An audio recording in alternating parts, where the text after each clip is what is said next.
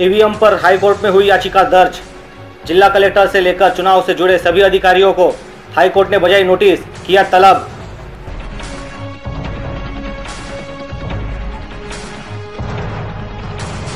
भाजपा के कमल को मुरझा के कांग्रेस का हाथ थामने वाले नाना पटोले 2019 के लोकसभा चुनाव में नागपुर से कांग्रेस के प्रत्याशी है, जहां उनका सीधा सामना भाजपा के नितिन गडकरी के साथ है। लेकिन ऐसे में खबर आ रही है कि जहां 2019 के लोकसभा चुनाव के ईवीएम मशीन रखे गए हैं, उस स्ट्रांग रूम के सीसीटीवी कैमरा बंद थे, जिसकी शिकायत भी की गई है। लेकिन कोई कार्रवाई नहीं होने से आखिरकार नाना पटोले ने हाई कोर्ट में याचिका लगाई है, जिस पर कोर्ट ने इस मामले से जुड़े सभी अधिकारियों को नोटिस भेज जवाब तलब किया है।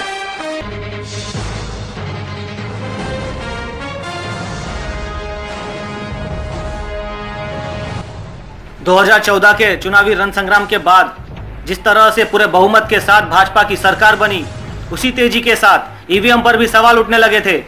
ईवीएम की कार्यप्रणाली पर दाग लगने का एक मुख्य कारण यह भी था कि जिस क्षेत्र से भाजपा का विरोध पूरा समाज कर रहा था, उसी क्षेत्र से भाजपा के प्रत्याशियों ने काफी बड़े अंतर से अपनी जीत दर्ज कराई थी।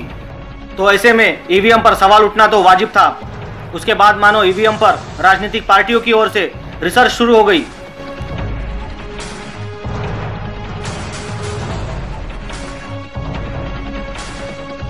विपक्ष में बैठी सभी राजनीतिक पार्टियों ने चुनाव आयोग से शिकायत की, लेकिन चुनाव आयोग टस से मस होने को राजी नहीं था। जिसके बाद ईवीएम को लेकर देश के सर्वोच्च अदालत में मामला गया। सुनवाई हुई। ईवीएम पर टिप्पणी करते हुए ईवीएम से वीवीपैट को जोड़ने का आदेश पारित हुआ, लेकिन उसमें भी वीवीपैट के पर्चियों की गिनती करने से चुनाव आयोग ने साफ तौर पर इनकार कर दिया, जिसका हलफनामा चुनाव आयोग की ओर से सुप्रीम कोर्ट में दिया गया है। ऐसे में साफ सुथरा चुनाव होने की अटकलों पर अभी भी शंका कुशंका निर्माण किए जा रहे हैं। देखो कि हमने बार बार अपना जो निवडणूक अधिकारी जो है उनको बार बार हमने कहा कि जो चुनाव आयोग के जो नियम है उसके आधार पर हमें मशीन को, जो इलेक्ट्रॉनिक मशीन है उसको चेक करने का हमको मौका दिया जाए।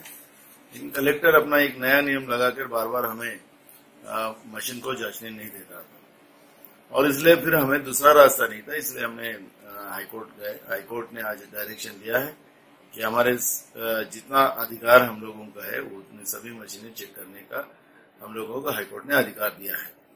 और चूंकि चुनाव आयोग के नियम के आधार पर ही चुनाव अधिकारी ने ये सब स्थिति करना चाहिए।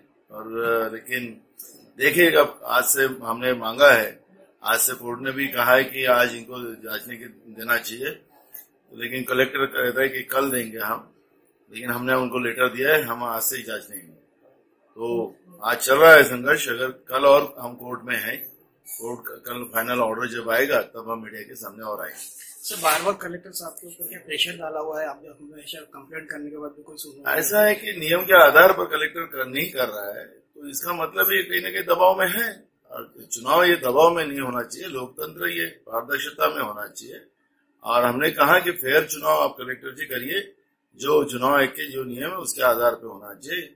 और इसलिए कोर्ट ने भी आज कलेक्टर को सूचना दी है कि उम्मीदवारों को जिस तरह से जो नियम है उसके आधार पर सब अधिकार दिया जाए।